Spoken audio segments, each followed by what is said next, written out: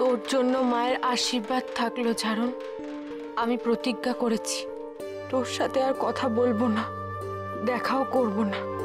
কিন্তু কিন্তু প্রার্থনা থেকে তো আমায় কেউ আটকাতে পারবে না।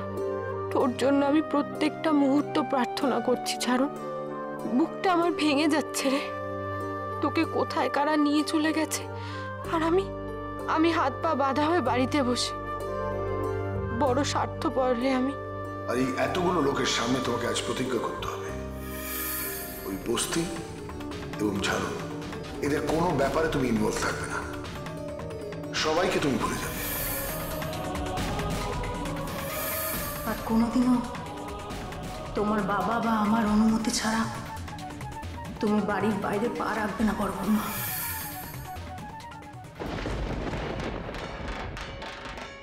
বড় বৌমা। হ্যাঁ মা বলুন। চোখের জলটা ভালো করে মোছো মা।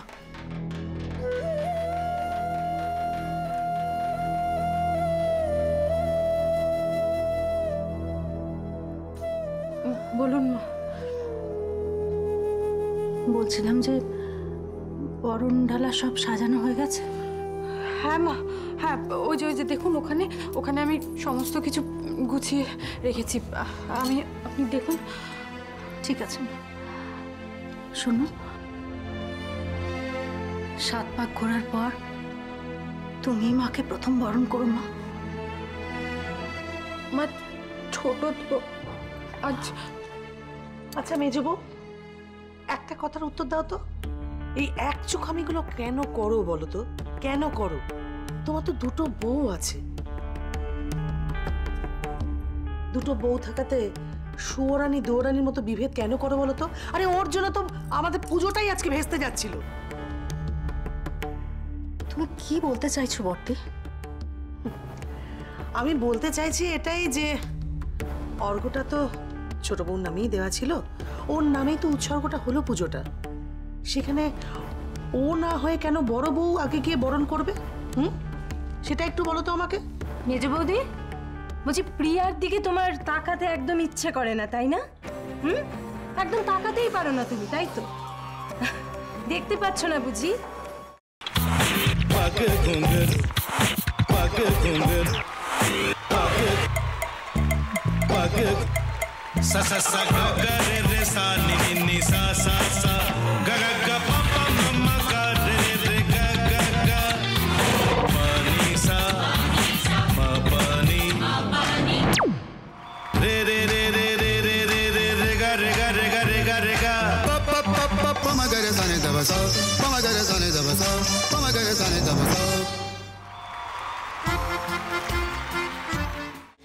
ভাতের সঙ্গেই খায়। তোমার ইলিশ মাছ অ্যাকচুয়ালি ভাতের সাথেই ভালো লাগে। এইবার একটু আরেকটু জল লাগবে। হ্যাঁ,